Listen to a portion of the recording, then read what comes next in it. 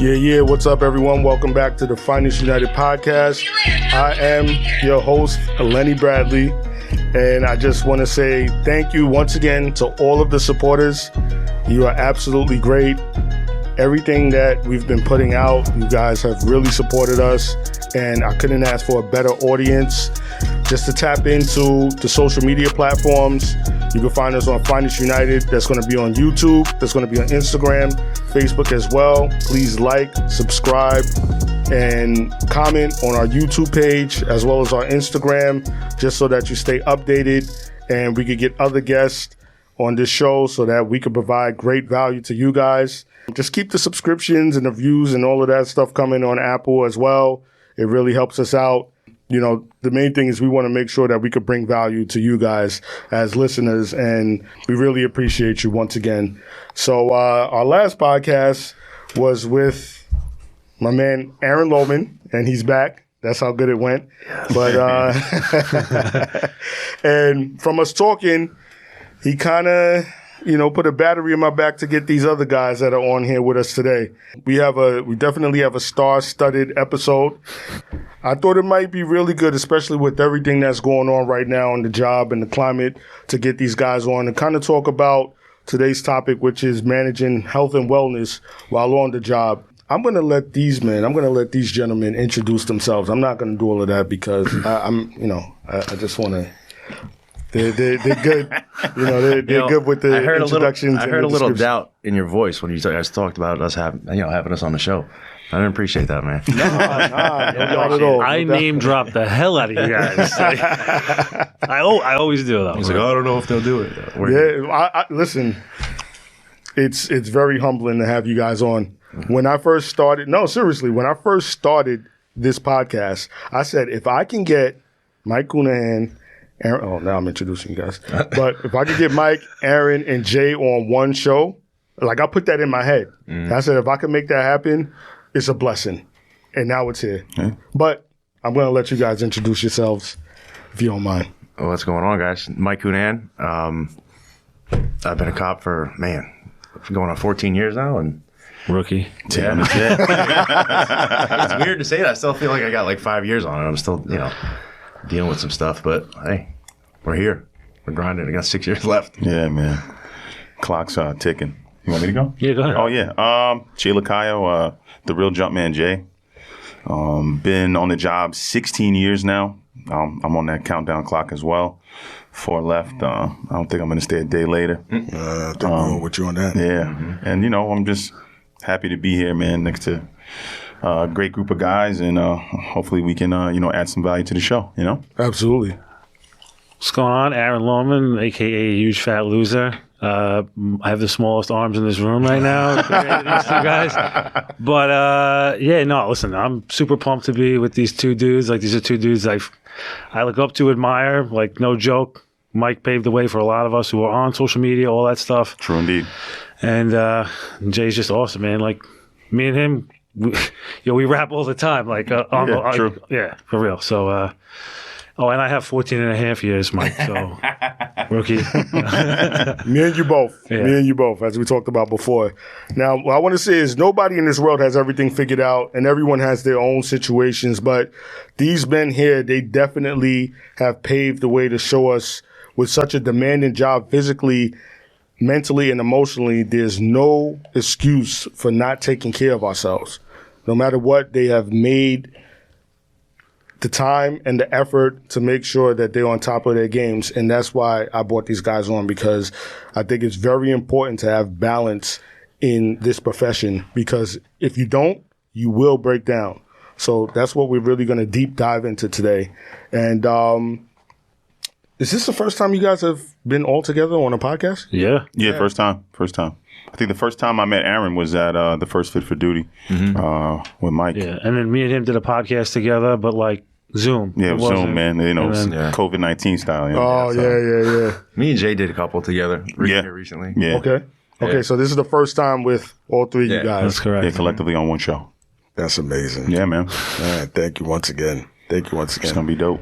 So let me ask you guys, how did you all get into fitness? We could go around. I know, Aaron, you explained that a little bit last episode. You guys just want to tap into that. Yeah. You want me to go first, Mike, or? No, yeah, good. Yeah. I was always active, martial arts when I was a kid. Played high school sports. And then I got on the job at like 22. And I just, I saw myself, like my first couple of years on the job, you kind of get consumed by the job. Right. You're trying to learn the job. You're trying to collar up. You're trying to, be proactive. If that's the type of cop I wanted to be. Right. And then I noticed myself getting a little like out of hand. I was eating those bodega sandwiches and then Chinese food at 6 a.m. Exactly. Just poor diet. And obviously with tour adjustments and things of that nature, you don't get the best rest. So I don't know. I just kind of woke up one day and said I wanted to dial in. So, originally I just stuck to like compound lifts, back squat, bench, dead. And then I have a cousin who was on the job in Virginia, and he started talking about CrossFit. So I was like, what the hell's CrossFit? And he was just like, I think you got a gym in the city that you work in. So, I Googled it, and I walked in there and kind of been hooked ever since. The only reason why I like CrossFit is because there's things that I hate doing, and they'll just program it for me, so I don't have to think about it. I kind of just walk in and go through the motions. Whatever's on the board, I do. I prefer not to look at it because back then, you couldn't look on your phone. You had to just walk in the gym and then, it's on the board, and you just got to do whatever's there. Yeah. So, but now they have like True Coach and stuff like that. You can look on the phone. You can kind of cherry pick. But just the constantly varied functional fitness is where like I see the value in being a police officer because it's it's part of the job, man. If you got to run the block or like in a situation like Mike where you driving down the conch and then some dude starts fighting and you got to hop out and do something. That was a wild story. It's stuff like that, man. And, I saw guys on my job getting hurt, like just couldn't tussle with big dudes. And they were getting their asses kicked. And I said, nah, I didn't want to be that guy. So that's how I kind of got started. I think that's the most benefit from being a cop standpoint. I think that functional training and that, that EMOM style workout, that high intensity stuff is the most beneficial for, as much as I hate it, but it is the most beneficial for a cop, But I started training at the age of 12 and I just never stopped. But I was always like the bodybuilding routine, or training for football, and that's where it really started. And then I got hurt playing football. I couldn't play anymore, and I just kept going. I loved it, It's something I fell in love with, and it was always like a release for me. It was always like whenever I was stressed or anxious, so I was able to go to the gym and forget about my problems and just let it rip. Cool. Aaron? We talked about it last week, but pretty much I was fat. I was overweight. I let the job consume my entire life. I was depressed, all that stuff, and I had a nightmare one night. I died at work, and at the same time, I got jammed up, and I realized that the job wasn't as much of a priority as it should have been in my life, like it was, and I was putting everything on the back burner, my fitness, my family, all that stuff, and I put everything in perspective, and I just never stopped. Feels good, and not only physically, but like mentally. My mental clarity is so much better now that I started working out and exercising. Like nothing bothers me anymore like it used to. I used to be the most negative person you ever met in your life. I know you probably people don't believe that, but like legit, I was like a crazy person. I think that's part of the atmosphere as being a cop, bro. It's just so many negative, pessimistic people. And, Yep. It's always the odds are stacked up against you. It's because a lot of the times they are, but you got to play the hand you're dealt and roll the punches and try to be positive, man. Having a positive mindset changes everything. Why do you guys think that it's so prominent amongst police officers to be negative? Maybe it's not all police departments, but you on the job. About it. You see people at their worst every single day, and now you compound that by, 5 years, 6 years, 7 years, and so on. True. You kind of just, you become a product of your environment, so. You kind of get more and more jaded as the years go by. And desensitized. You ever notice, like, if you go out to a bar, right, and there's a bunch of cops make some, like, hella morbid jokes, and if you look at people around you, they'll be like, oh, they're just looking around like, yo, what's wrong with these dudes? Are crazy. Yeah. So, you just kind of, you have to pay attention to what you're letting affect you. Right. Another thing I found out through fitness is like you meet guys like this and you end up in a room like this. Yeah. And then, Mike throws events or like, Aaron does the Meathead Malicious stuff. So it's like, it's dope, man. You're around like-minded people. Right. And that kind of uplifts you a little bit because, we, like I said, we come to work and, not everybody's a nice guy. So, to get that release and hang out with guys that are, have the same mindset as you, I think creates a positive mindset. You are the company you keep. Yeah. Absolutely. That's true. Show me your friends and I'll show who you are. Yeah. Absolutely. Sometimes you don't have a choice of who you're hanging out with, who you're working with that day, whatever the case is. True indeed. You still got to be positive about it. Yeah. I feel like whenever you start making progress, that's when you start to see things around you start to shift as well. Dude. When you hang around those people that are just stuck in that same place, they start to move backwards. Not only that, but they will do anything to keep you. Oh, absolutely. Oh, yeah. And people Absolutely. and people are easily influenced. So people are more likely to, concede to somebody else's opinion to fit in. And then they ought to be like, try to spin somebody else. So it's tough. Yeah. I made that transition. I was the person to let everybody else around me affect me.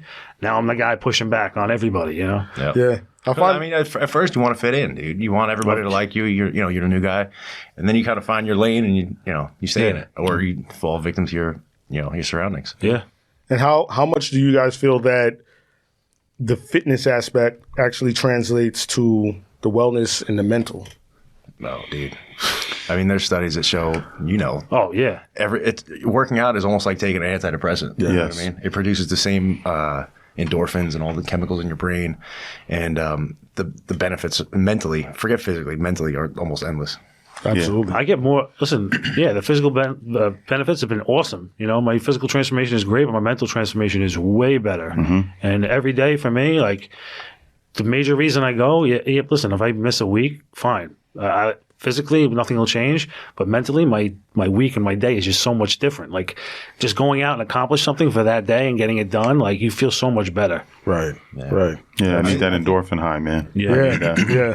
I think making it part of a routine daily is huge. Like, just that alone. Forget actually going to the gym and all the benefits of that. Right. But the benefits of having a regimented day, like, all right, I'm going to take an hour and work on me. And during that hour, I'm going to think about, how I can improve myself or what I could do next or anything, and you're working solely on yourself, and you get to forget all the nonsense. And cultivating discipline to do something that you don't want to do, And see, that's the thing. I think that a lot of people being at the job does have wild hours. I think a lot of people, they try to use that as an excuse to why they can't get certain things done or why their attitude is crappy and they stay in the same. You know what I'm saying? Yeah, I mean, but you got to figure out where these people are allocating their time. They'll take the time to go to a bar, right? That's true. Right? They'll take the time to go hang out and do that, but they won't take the time to go to the gym and like improve their physical well-being, which then translates to your mental well-being. I mean, it's priorities, That's what it comes down to. There's a lot of guys that drink. There's a lot of guys that smoke. Yeah. And they both cost money. Yeah. And what I usually do to people when they're like, I don't have time to work out, I go, let me get your phone. Let me see your screen time. Yeah. 100%. Every time. And they're like, they get all sensitive, but that's the truth, man. Yeah, I'm going to try that.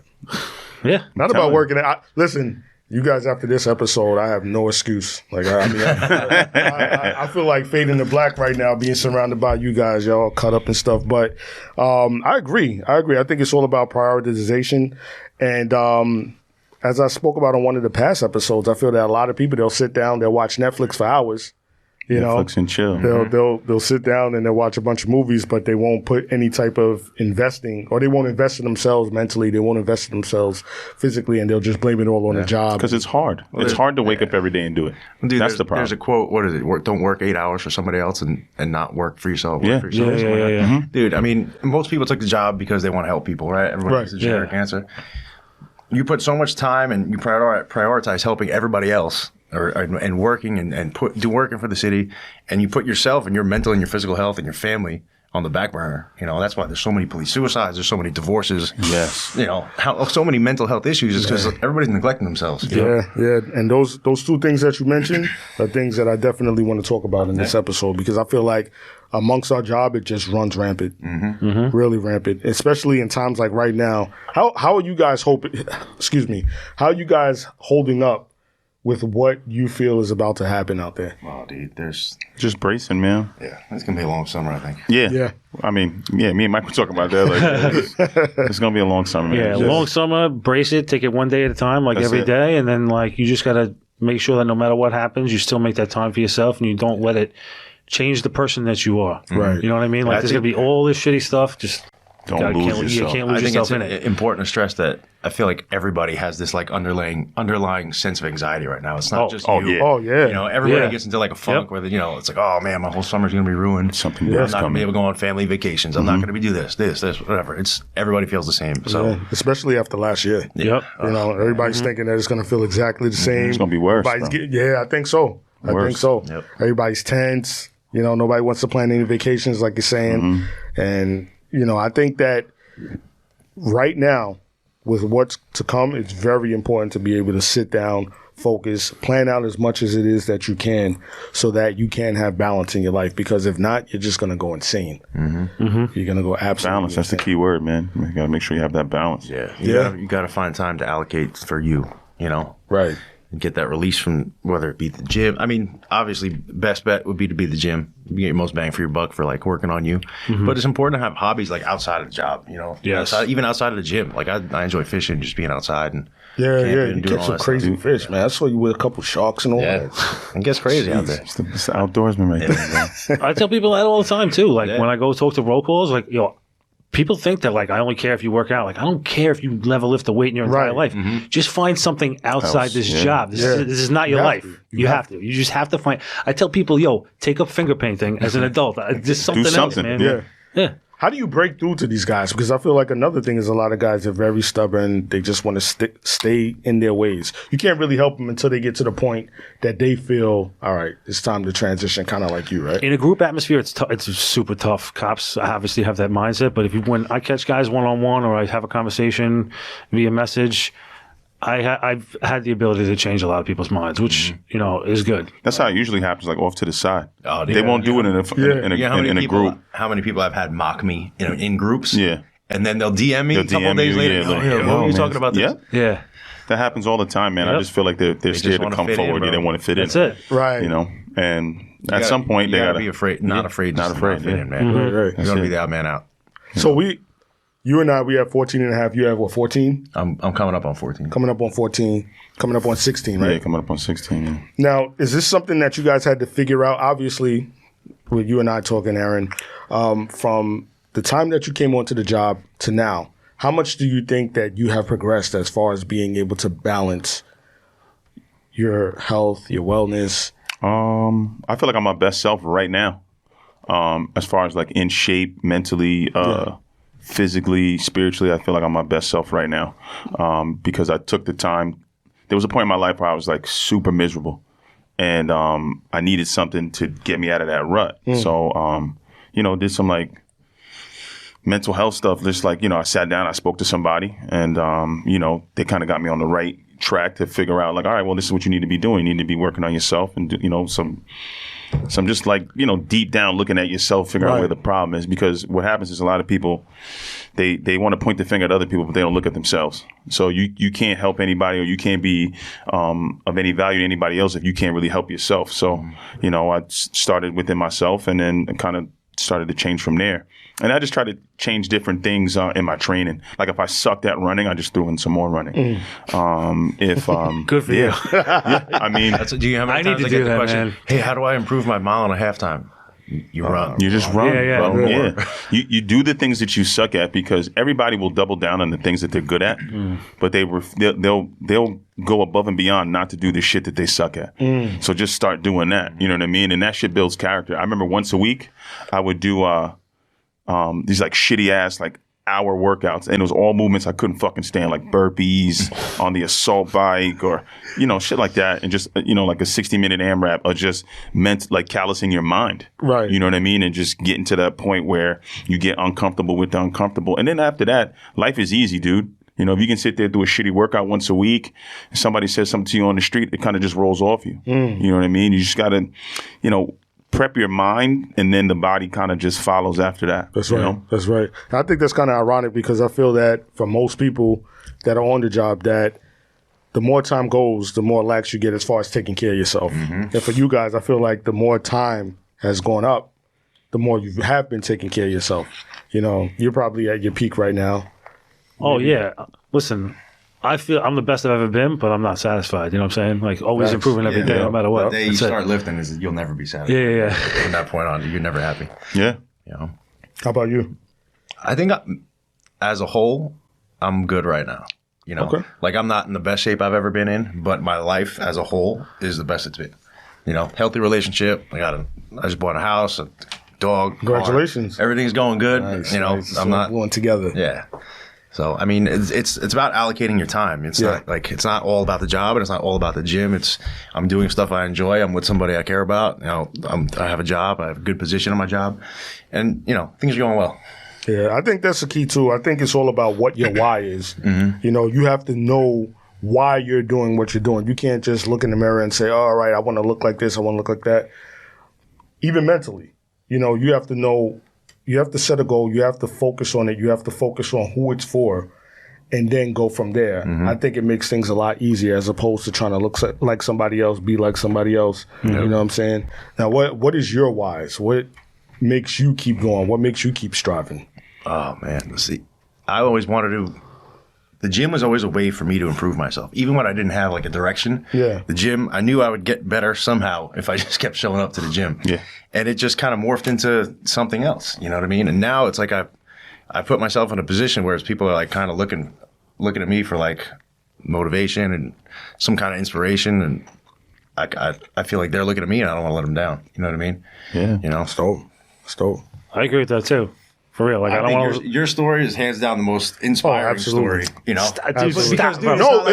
hear me out. Because I've been fucking working out since I'm 12 years old. I didn't have to overcome.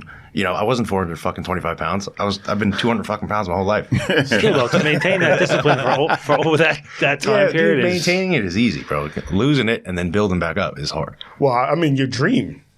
Yeah. Yeah, no. Listen, my why is always my kids, always my family. That's what it'll always be. Like, obviously, like I have like little whys in there. Like, listen, I want to retire at 20 years. I want to have like something else going on. That's why I started training people and all this other stuff. I just want to have something else not to do besides this. So that's my other why. But that also falls into family, But that's it. My why will always be my family. Cool. Yeah, legacy, same thing. Like my family.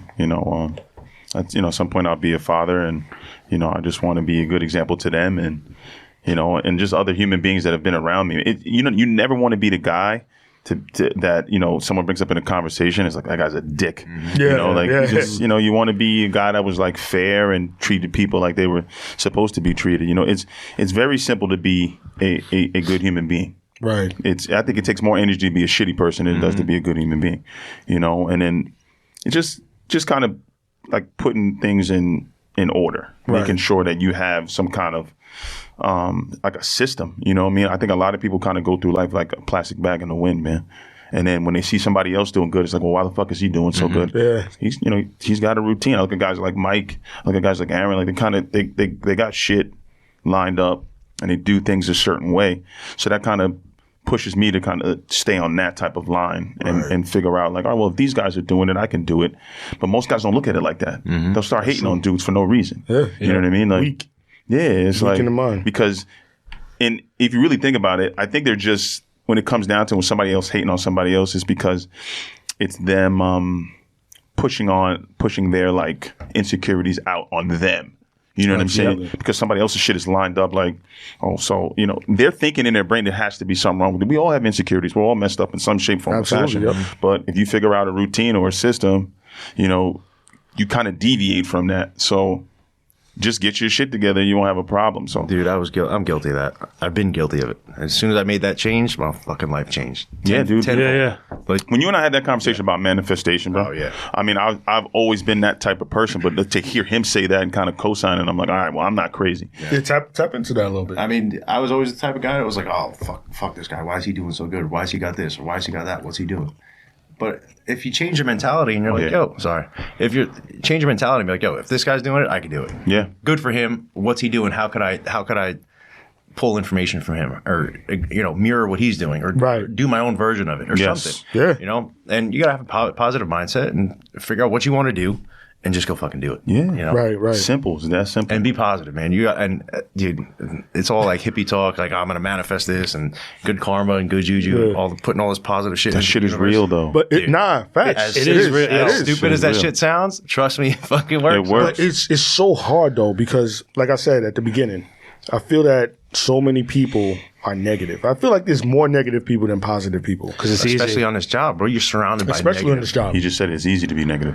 It is. Dude, you know how many times like I'll catch myself, I'll being like negative or going like down a negative train of thought, and I like literally gotta pump the brakes and be like, yo, what am I doing? Yeah. Why am I thinking like this? And then I made a post about this the other day about how like I feel like a bad person like all the time. And I gotta really think about it and reflect. Most people do not do that. Most people take that easy road. It's everybody else. It's all right to be negative, and they just fall into that. Self-awareness is everything. And make no mistake, it's okay to like wake up and have a shitty day. Yeah. And not be, you know, uplifting or motivating, whatever word you want to use. It's okay to exist in that space. You just can't stay there. Right. I think a lot of people get caught in that rut and they never get out of there. That's And true. Just, It's important to realize when you get into a funk and then find a way out. yeah, right the shit, bro. Get out of that. I think it's really tough as well because, like you said, a lot of people on the job tend to be negative because of what it is that we see out there and our sense of humor. What's really hard is being able to detach yourself from those people because you feel like you're the oddball. I feel like the job is high school with guns. 100% high school with 1000%. guns. Yep. You know what I'm saying? So you got the coolest people. They're all negative. Now you got to step to the side and be in your own lane. That takes a very strong mindset. Who are the coolest people? What are they doing? Well, what everybody else considers to be cool. Right. Gossiping, talking about all the latest tea, they call it the juice and all of that stuff. Get You involved know? with none of that. Yeah. Once you separate yourself from that, life becomes so much more better. Yeah. Once I realized that, I was on a better path. Yo, legit, I'm always like the last person to know anything that's going on the job. Like anything So like am I. that. Yeah. So am I. I don't do the group chats. Nope. No, I have I it tell just people to know- straight up, don't text me. Don't send me nothing like that. I And like- removed myself from every single one. There's one that I can't get out of because it was made by somebody like an Android or something. Yes. And I can't get out of it, bro. So People you're with not- the Androids, you fuck it up because that green bubble comes in and Yep. creates. And I hate it. Yep. I And then hate it. you can't exit yourself out. Yeah. Yeah. Oh, okay. So you don't do group chats and all that. I don't get involved with gossip. I don't get involved with. Honestly, it sounds messed up because the camaraderie is important. Right. Like I don't hang out after work. I go do my own thing. I make it a I'm point the to go to the same, gym. same way. And I go to work, and that's work time, and I go home, and that's home time. And not for nothing, I'm not trying to look down on anybody that does stick together and No, it's they have important. their own cliques But and it's all of that. important to do the right stuff. Like I don't know. All those I'm not people, gonna say what you the gotta right you gotta stuff is. think about it. Like all those people that you're with in your circle, are they elevating you, or are they keeping you where you're at, or Yeah, bringing you down? exactly. That's what That's makes it. it different. That's what you gotta And those figure people out. could also work with you, and that's fine. Like he's a cop, right? Chris, the guy who works with me every day, like me and him talk about everything every day. I will never get sick of him. You know what I mean? Because Right. we're on that. We're that same type of person. That's all. So if you're building each other up, yo, cool, hang out with that person as long as you guys are using each other to build each other up. But if those people are holding you back and holding you down and like poisoning your mind, you got to step away. Yeah. So people that aren't strong, people that aren't able to say, all right, you know what, I got to step to the side and do my own thing. What is it to it? Like, how do you go about doing that? You know? It's tough, man. Everybody's different, man. Yeah. You just got to, you got to make sure your house is in order. Right. I always tell people that. Don't worry about what the next man's doing. Make sure your house is in order. Because it's easy to get dragged into that shit. Yeah. Where, you're in a group chat. This one says something about this person, and all of a sudden you start chiming in. If you take a step back and just look at half the shit people say about other people, you catch yourself because you'll like want to jump in. Yeah. Wait a minute, what the fuck am I doing? Listen, Who am I to judge? if somebody's talking shit to you, they're talking shit about you. Exactly. Oh, absolutely. And that's when I had to catch Absolutely. myself and be like, let me just remove myself and just kind of like, not like detach myself. I shouldn't say that, but I'm limited to what type of energy I give people. Absolutely. That's it, because I don't want to, I don't want to be antisocial, but as soon as somebody starts going left with some talk, I'm out of there. Cool. The reason why I asked that, because I've actually had people DM me like, yo, listen, this is what I want to do. I want to go to highway. So I'm writing a bunch of summonses, but people around me, they're harassing me and da-da-da-da-da. And I'm just like, listen, man, you just got to know where it is that you want to be. And the reason why is because once you get there, like those same people that are talking about you, they're not going to be about anything. Yep. They're not going to be making moves. So you got to do what's best for you at the time. I know at the time it's hard because you feel like the unpopular guy, you feel like you're not fitting in, but this is necessary evil, Yeah, I'd rather be ostracized for being me than faking being somebody else. Right. Yeah. So it is what it is. You know what I mean? If you have a path that you want to take, not everybody's privy to take that ride with you. So sometimes you got to leave people in the dust, and I'm perfectly fine with that. You're gonna outgrow a lot of people on the way up, bro. Yeah, and you definitely do, for sure. Yeah. Overall, how do you feel morale is? What? Oh man, dude, it's tough. It's hard to say, man. Like we're on different jobs, but I kind of feel like it's the same. It's the same. It's the same. I feel like locker room has become a very awkward place, man. Like you used to be able to crack jokes, and now someone says something, there's like that look around, you know, like who's here when I made this joke, or you know, then there's somebody that kind of comes out of left field, says some off the wall shit, and then you got a bunch of fake woke people running around. Oh my god, it's tough, bro. Yeah, morale. Who said something about being woke? That was it you? Yeah, I know. I know people in my circle that are like that, and it's bro. Listen, there's just a way to be realistic and a way to not be realistic. Just have a realistic perspective about things. Like I try to think about things from other perspectives. I try to balance. I talked to you about this last week. Like I try to balance everything and think about everything from multiple sides. And there's just some things that make sense and some things that don't. You don't got to just be extra for no reason just to be extra. It's stupid. Yeah. Fact. Yeah. So what are your schedules like as far as fitting in the gym, fitting in mental wellness? I'm a morning guy, so I work steady nights. I work excuse me, I work 6P to 4A.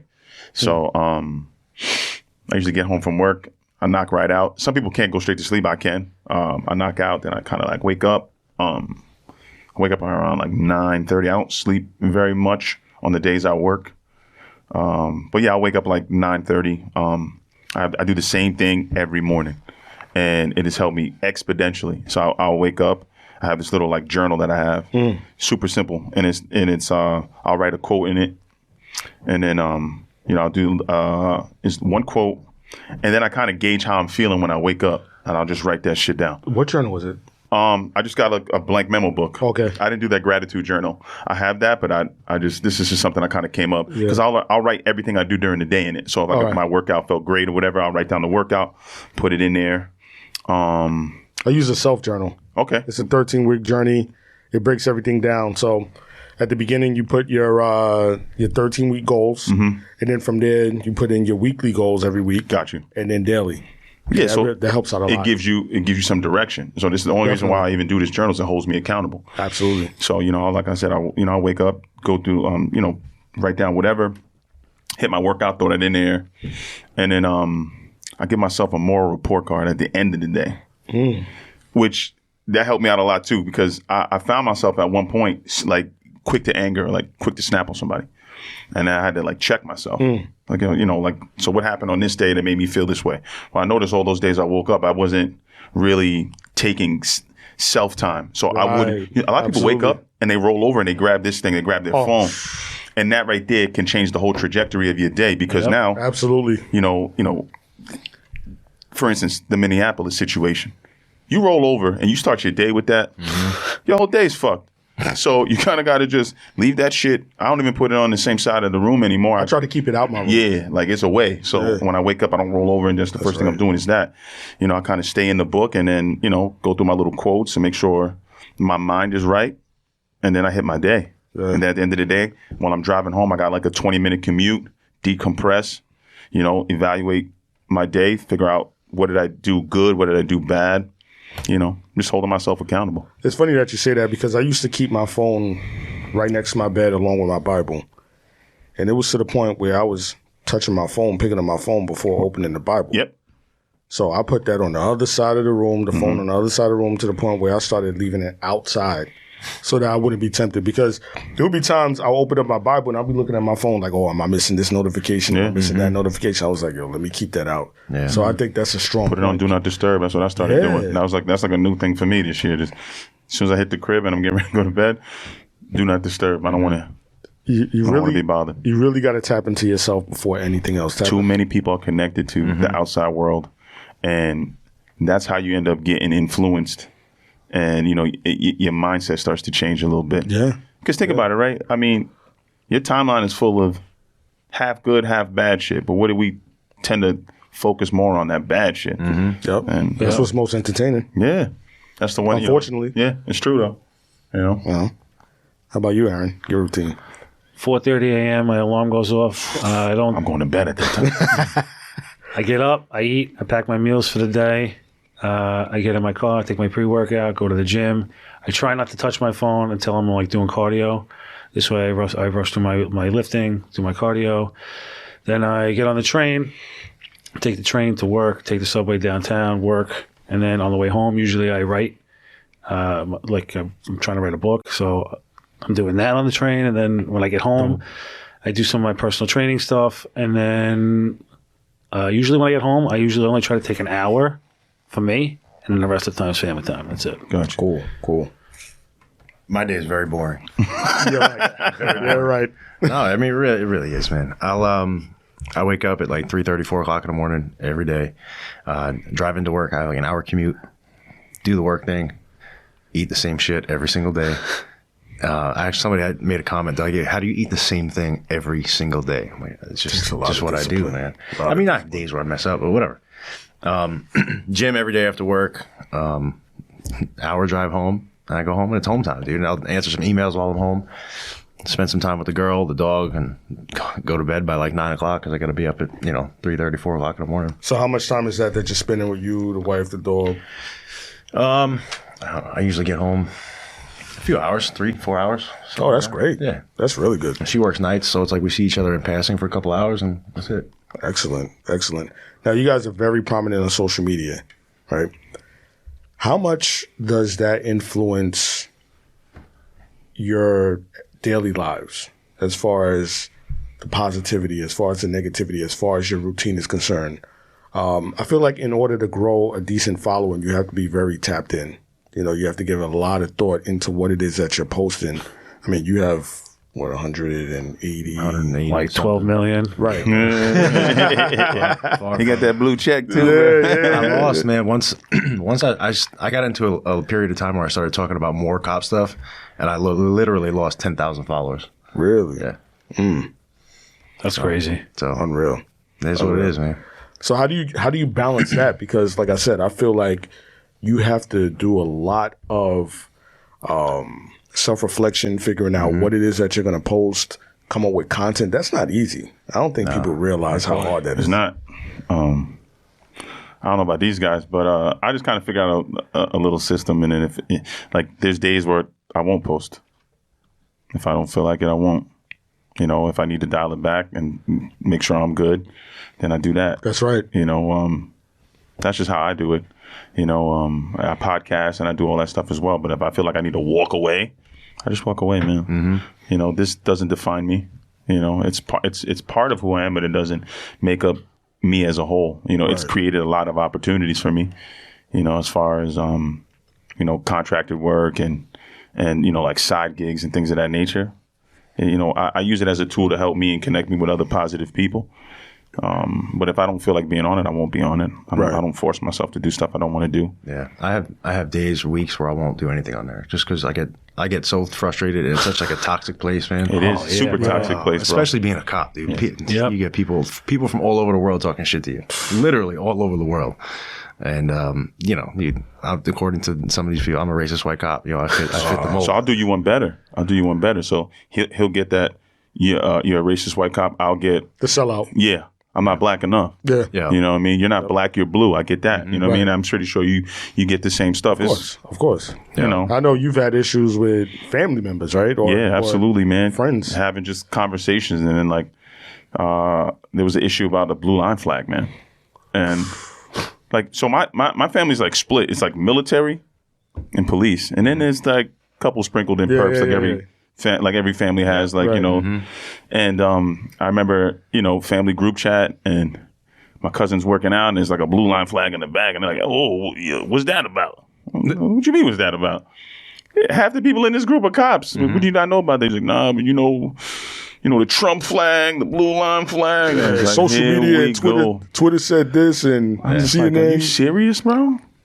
You get that, and I think that's when I have to really remove myself. Yeah, because there'll be somebody I have screenshotted convos with dudes that you're a sucker, you're a sellout, you're this, you're that.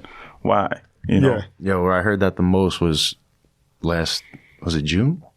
Yeah, June. The riots and all that stuff. Oh yeah, June. Yeah, I felt like we were dealing with a lot of shit And for whatever reason, I stopped and heard what this one guy was saying to one black cop that was standing next to me, and I was like, "Oh man, like I feel so fucking bad for this guy right now." Yeah, I feel bad for black cops like more than anybody, like legit, because it sucks. Yeah. I mean, listen, it gets tough, especially when you work in a neighborhood that's predominantly the same culture as you. Yeah. But like you guys said, it's all about your mental and how strong you are. Yeah. The real ones understand that, though. You know what I mean? Yeah. The people that kind of poke the bear, they're just trying to solicit a response from you. Mm-hmm. You know, not everybody. It's sad because like a lot of the time they'll just glorify like negativity or like negative behavior. So most kids, they think the only way to get out the hood is either you got to be a rapper, sell drugs, or play a sport. Mm-hmm. Well, what about just going to school, trying to, getting a job? I don't know, figure that out. Right. Break the cycle. Break the cycle, exactly. Try to change that. And I think, you're considered a square if you don't think the way they think. Absolutely. You know what I'm saying? So, I mean, I'm the son of 2 immigrants. So, when they came to this country, they just wanted for us to succeed, here. And that's why they left where they were from to come here and have a better life.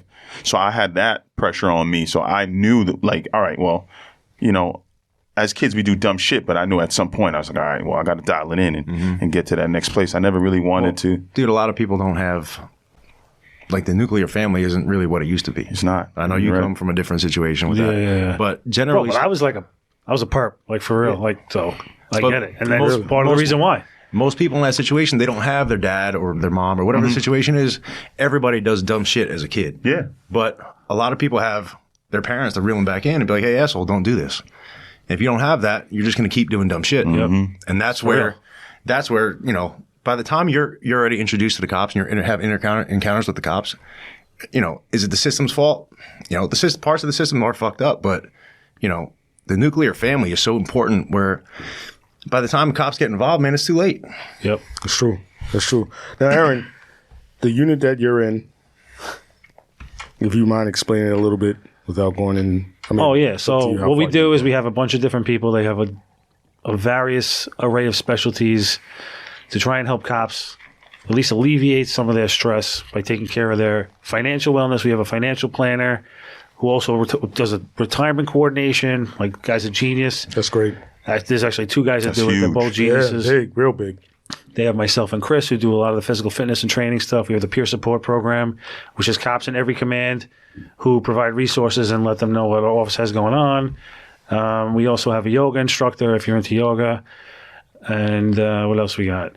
We have people that work on policy to change policy, like they changed that medication policy. Mm-hmm. So like now there's like certain medications that you're allowed to take, psychological medications you're allowed to take on the job. We have a psychologist that works in our office on behalf of the cops. That's big. So like that's completely separate from the medical division. Yeah. So pretty much what she does is she brings in cops. It's part of a critical incident debriefing program. Mm-hmm. Okay. If you see some wild shit out there, this is mandated by the Attorney General too. So we have a lieutenant and a bunch of cops. All they do is they get sent these referrals for these crazy jobs, and they watch the body camera videos, and they're like, wow, they determine like, okay, this is crazy.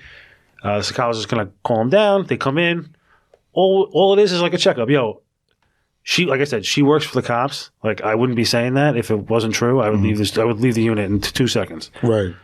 She cares. Like, she just really just wants to know if you guys are all right. And like, hey, listen, if you want to talk to somebody later, here's some options for you. That's it. We just want to start normalizing, like, talking about mental health and, like, all the other things that go into it. Definitely. Like physical health and finances and all that stuff. It all plays so much of a role in our lives as cops and people. So what do you think was the breaking point where the job said, all right, we have to do something? Suicides. It was mandated by the Attorney General that we create this unit. 100%. I tell people that all the time. I'll go to roll calls and I'll be like, listen, the job had to was forced to admit that they were doing things the wrong way for a long time, and they were forced to create this unit. But they put some good people in this unit to make sure that there's people who actually like care and like want to see it and help you guys. Right. Now, I was a little hesitant to ask this question, but I think that it could potentially help a lot of people. I know you're not a therapist, but most people that might come to your unit, if it has been expressed that they want to hurt themselves, what do you think the biggest cause is? I think everybody who decides that they're going to commit suicide or think about suicide, their individual circumstances are completely different. There are a whole bunch of factors. Obviously, the job is one of them. Stress of the job is definitely one of them. Yep.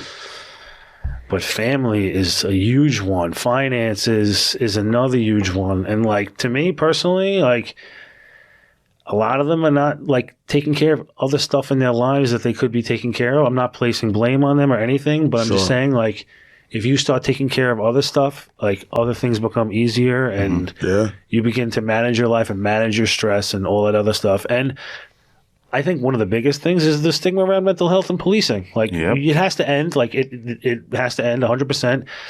Like, we have to encourage people to seek mental health treatment. Definitely. Like, for real, you know? Right. And I think that the finance aspect is very, very crucial. Oh, also. Huge. A lot of people don't associate that with wellness. They should, because I know 2 cops who've gotten arrested and fired off this job for torching their own car for lease payments. True story. Really? Yeah, because they're stressed out about finances. They panic. They torch their own car. They get caught. They get fired. They get fired and arrested. Damn, that's unreal. Yeah. Unreal.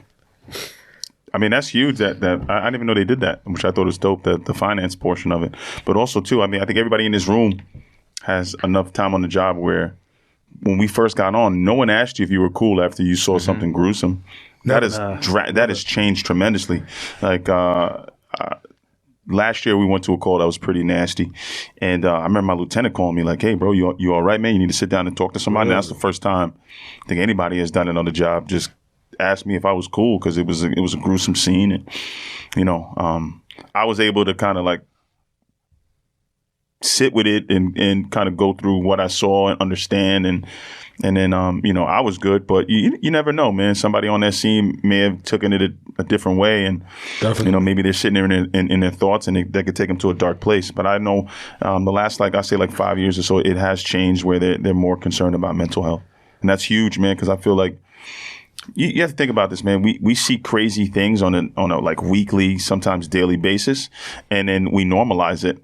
And it's weird. You're not supposed to normalize death. That's not something humans are supposed to see, you know, or like, you know, somebody who's, you know, like a mangled leg. These things you're not supposed to see. Yeah. So now you extrapolate that by like 15, 16 years, you know, your mind and your spirit ain't right. So you got to sit down. Yeah, it compounds, man. And, you know, you got to make sure that your spirit isn't callous, man, because, you know, you can wake up one day and it may take something to trigger you and to take you off the deep end. So you got to like make sure you're doing those like self checks. Or if you start to, I tell guys this shit all the time on the job. If you see somebody who's like a jovial, like happy person, and they're walking around and they're like super to themselves and not really like who they are, check in quick. Yo, that's the main thing that I stress to everybody. Yo, we'll rush to a 1013 in 10 seconds to save somebody. We got to check on each other every day the same way. You're like, yo, you good? Like, you know, like we got to care about each other next to each other in the car and in the muster room and the locker room, like we cared about each other going to 1013. It's a very unique time, I think, for police officers, man. And we need to do a lot more checking in on one another. Absolutely. You know? A lot of people, they crap on this job all the time, but one of the things that I would have to say is that when I was going through one of the toughest parts of my life, me actually opening up and talking to people that were around me is what got me out of whatever depression I was in. 100%. It's huge, bro. And I think that when people realize it's not all about us being tough, I know everybody, they associate this job with being a tough guy and being macho and all of that. But when you actually sit and you open yourself up to a lot of the people that you work with, people that you could trust, it helps. Not everybody's a professional. Sometimes you can only share certain things with specific people, but just speak. You never know. Yeah, don't bottle it up, man. You know? Now, what about relationships? How do you manage all of that?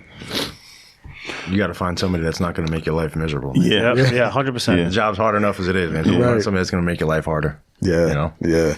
I think relationships definitely play a big role on health and wellness, especially on this job. And going back to the finance portion, like I said, originally I didn't really think about finances dealing with the wellness aspect. But if you think about it, if people don't have good spending habits, they buy houses that they can't afford. Now, you're buying cars you can't afford just to keep up with the Joneses. In turn, you have to do a bunch of overtime. you can't spend time with your family. Can't spend time with your family. It's a trickle effect. It's a trip. Once again, it compounds. You know, and a lot of people don't think about that. How important do you feel? I mean, it's pretty obvious, but how well have you guys been able to manage your relationships, and what suggestions would you have for some of our listeners? Kind of like what Mike said, man. Find somebody in your life that makes your life easier or adds. Anybody it's a relationship's like anything else, right? It's like let's equate that to like a bank account. You want to be with somebody who deposits, not withdrawals all the fucking time. Yeah, you know what I'm saying. So that's well said. Keep well people keep a person that's around you that gives you that place of peace, man. That's very supportive and understands. Like, you know, we work odd hours. You know, sometimes it's not ideal to be with somebody who understands that, because it cuts in on their personal time. Definitely. But they have to be willing to sacrifice just a little bit to understand that, like, this is your livelihood. This is how you provide, you know, for yourself, for, you know, your significant other, or, you know, your family. So they have to be willing to understand that. And I think a lot of people get that shit kind of mixed up because there's other things that come into play. Yeah. I think it's important to find somebody that adds value to your life. You know what I mean? And don't settle for somebody that's going to, you know, just suck you dry. You know, somebody that adds value, or somebody that holds you to a higher standard, you know, that goes both ways. And, you know, somebody that understands that, you know, you're going to have to work messed up hours. Yeah. They understand the job. And, you know, somebody that, you know, has a work ethic, and you know, like I said, holds you to a higher standard. That goes for friendships too, man. It's the same thing. It's the company you keep is the company you keep. Right. You know, and you are the company you keep. Right. Absolutely. I think that our schedules are very, very tough. Very, very tough to deal with. I know me, myself, when I work midnights, that definitely put a huge strain on my relationship. And definitely stressed me out, stressed her out. And honestly, I think a lot of people, they tend to put their issues that they have in their relationship on this job. I don't know how relative it is. I mean, I do, going and thinking about it a little bit more, I do think it is very relative, because when you go out there, and that's where I think your unit comes into play. Just like you said, Jay, you see so many things out there in the street. You try to hold that in. You barely see your family. You get home, you see your family, and now you're trying to deal with what it is that you saw out there in the street, and now you're trying to take care of yours. You and yours, you know, and you're trying to be who it is that you need to be for your household, and it's very difficult. It's overwhelming, man. Yeah, it does. Sorry, go ahead. No, go ahead, brother. No, that's what I was going to say is, like, before, when I said, like, yo, you listen to all of us talk about our lives, right? Our lives sound boring, right? To a lot of people, they sound boring. But that's what prioritizing is. Like, if you have a family and you're stressed out by the job, and you're spending that time where you should be with your family, and you're going to the bar and you're doing all this extra stuff. Yep. All that stuff compounds. Like, I listen to so many guys who are divorced who talk about their bitch of an ex-wife or whatever. But meanwhile, I know what they were doing the entire time they were married. Like, some of this stuff is your fault. That is, you know what I mean? You have to control yourself. You have to. You have to hold yourself accountable. Yes, exactly. And that's what I was saying before, is like, there's some things that you have to hold yourself accountable for and fix those things. You have to fix your own house. You know what I'm saying? Like, Jay said, keep your house in order. Yeah. I think infidelity is definitely one of those huge things that maybe I shouldn't be talking about, but whatever. Why not? It is what it is. Yeah. It's very prominent on this job. I just hate the stigma that comes with it. It does. Like, you meet somebody, it's you're like a cop. automatic. Oh, God. Yeah. It's automatic. Why do you think that is? I don't know, man. I never understood it. I never got it, because I know doctors that do, do that. I know lawyers. I know. I think they're worse. People in Doctors every and nurses. profession I see do it. Yeah. Nurses, yo, what's up? You talking about my wife? But yeah, I never understood the stigma. I still don't understand it. I never will. There's a lot of stigmas, bro. Yeah, I know. Oh, yeah. But I mean, it is what it is, man. I think if you're gonna do it, you're gonna do it. I don't care what job you have. That's true. That's a character thing, bro. That don't got nothing to do with what you do for a living. Absolutely. You know? I think But holding yourself to a higher standard and setting an example for the people around you plays hand in hand with that, you know? right. We're human, man. Like, all humans are fallible creatures, right? So the only thing you can do is just try to wake up and be the best person you can be. Like, if you don't wake up with any kind of maliciousness, like in your heart, then I think you're doing all right. Some people kind of wake up and just they have it on their brain that they want to fuck somebody's life up. Yeah. You know what I mean? Like, so there's a lot of people we all know like bosses like that. Yeah, there's a lot of human beings that, you know what, how can I make this person's life shitty? There's people who walk around like that, man. Yeah. You know, it's just being a good human and just put your best foot forward. Because, like, humans are selfish creatures by nature. Yeah. How many people do you know will be in a burning building and will run down the hallway and knock on the door and make sure somebody's in this apartment? Hey, just so you know, the shit is on fire. It's about to go up. Not too many people will do that. You know what I mean? It's, you know, humans are selfish creatures by nature, but, you know, it takes a split second to just be like, all right, let me stop and think real quick. Right. All right, how's this going to affect this person? All right, maybe I should chill out. And then that's the crazy part is you got a lot of these guys that won't own up to what it is that they do, right? And then they'll go and tell you not to get married. Protect your pension. You know, your life is over. Yep. And I'm not going to lie. Sometimes you hear that over and over. Like when I used to work on midnights and I worked with a lot of these washed up guys, you know, oh, listen, son, don't get married. You know, they'll take your pension, they'll suck you dry and da-da-da-da. And when you hear that over and over and over again, you start to think those things in the back of your head. And when you're working hours, when your girl or your wife is at home and It puts that in your brain, man. and because these guys, a lot of these guys have been through it, you're thinking like, could that be me? You know, and it's very, very taxing to the mind to be surrounded by that all the time. Because you get And I think- conditioned for it, you know what I mean? And then you go home and you're like, oh, what are you doing while I'm at work? Yeah. Yeah. Exactly. Yeah, that's a fact. So I think that balancing relationships is definitely very important. You know, a lot of people, have you ever heard of guys that are on this job that actually rather stay at the job than be with their families? Yes. Yes. What's that? I don't know. Yeah. What is that? You're trying to escape something, man. Yep. That's what it comes down to. But like, what are you doing to get yourself to that point, though? You know what I mean? don't know, man. You have to. I hope I never see that day. No, I mean, I love not being at work. But like honestly, like those are the guys who like get aged off the job and they have a problem like leaving the job, man, like going to real life. And those are the guys that have a problem. Like, listen, we want to talk about mental health. Those are the guys who leave the job and they have nothing, and they have issues. Yeah. And unfortunately, that leads to suicide. Also, you gotta learn how to balance everything, like you said. Like you gotta water every piece of grass in your yard, man. Yes, man. Mike says this a lot, man. Get yourself a fucking hobby. Yep. Oh yeah. Absolutely. I'm pretty sure if you ask anybody in your commands, like if you ask them how their day goes, I say like 80% of the dudes do the same thing every day. They go to work, they work overtime or something like that, go home, sleep, and do the same shit all over again. Yep. There's no like, hey, I do this, I ride my bike, there's none of that. Yeah. Right. There's a small percentage of us that do that. And then what happens is now you do that shit for 25 years or whatever. And now you just have this job.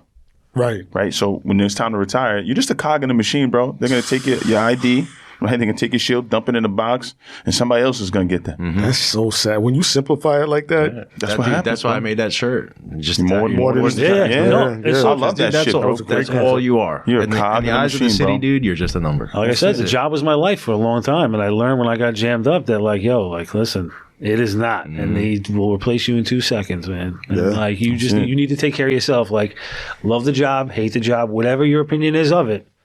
They're not going to take care of you. You got to take care of yourself. care of Period. yourself. Yeah. Period. especially in this climate. Yeah, bro. And I mean, I'm not going to get too into that, but I think you really have to have something else on the side and start tapping in You absolutely have to. just in case. Yeah. You just have in to. case. You have to because we're all expendable, man. Yeah.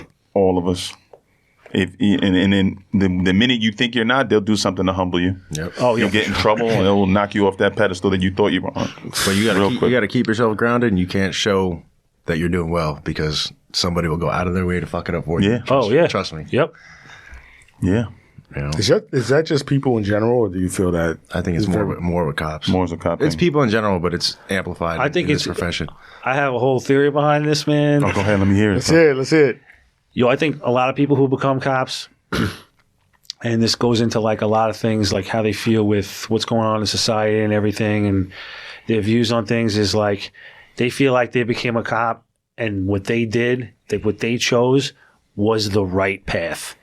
Like they're like, what I did, that's the way, that's the right way. And they really believe that anybody else who deviates from that is like cheating somehow because they're getting rewarded for something that they're not doing and that the risk they won't take. So they're like, oh, this person's like cheating, or this person like is going a different route. They're doing it wrong. So they need to be taken down. Like it's really, it's crabs in the whole crabs in a bucket thing. It is. Yeah. Absolutely. Yeah, Aaron says this a lot. We tend to get this us versus them mentality. Yeah. And it's us versus us. It's us versus Yeah, us. it really is. It really is. He always harps on that, and that's one thing I cling on to when he says. The minute you take your mind out of this us versus them shit, life has become so much more easier as a police officer. Right. Right. A lot of people don't get that though. You know, They it's a shame that sometimes when I'm out in the street, the way that I'm able to vibe with some people that I just met out there in the neighborhood that I'm serving, I can vibe better than some of the police officers or a lot of the police officers. Yeah. I'm the same way, dude. For sure. That's wild. And when people say, "Oh, all this stuff is going because of the blue wall on because of the blue wall of silence," I'm like, blue wall of silence. What are you talking about?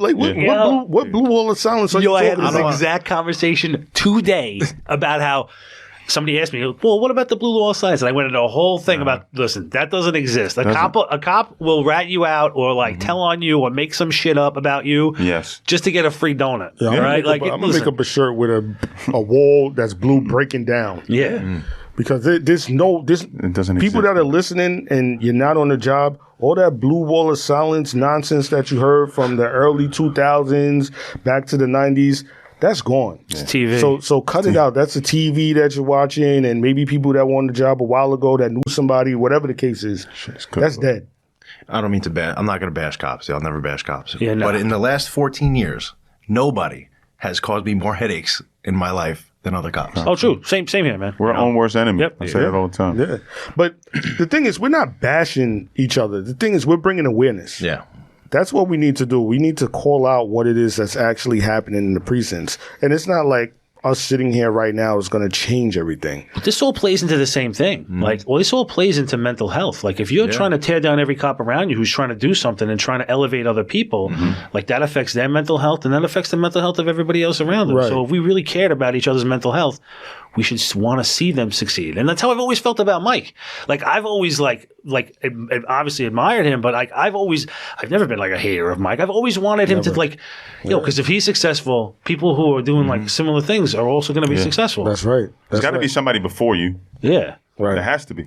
Definitely. That was part of the reason why I started the whole social media thing was to break down stereotypes. Like, there's a lot of bad stereotypes about cops. Yeah. And that was like one of the things I wanted to contribute to the whole law enforcement society was, trying to break down the stereotypes, Yeah, I mean, I think it says a lot with the fact that somebody like you, actually all three of you, but, I say you because you have the most followers and you have paved the way for you to come on this show and be humble enough to speak. I mean, people probably see you and they're probably like, oh, this guy's conceited. He's all buff and he's a police officer. Like you said, you probably have that stereotype. Yeah. Cops are the only people that say Right. Yeah, But I've had cops legit come to me and be like, "Yo, that guy Mike's a dick." I'm like, actually, he's not a fucking dick. yeah, Like, I have heard that too. But Yeah. I walked up to him. It was I don't know if you remember. Yeah, and I was like, listen, my name is Lenny. I have Finest United. And he was like, yeah, what's that about? So I gave him a little background and I was like, is there anything that you would give me a heads up on? And he gave me a few pointers. Humble as ever. I'm like, yo, where these other people that are saying, yo, I heard that, I heard he's the worst. I'm like, where are you getting that Goes from? back to what we were talking about before. Yeah, exactly. High school with guns. there's other people on this job too that like people absolutely hate.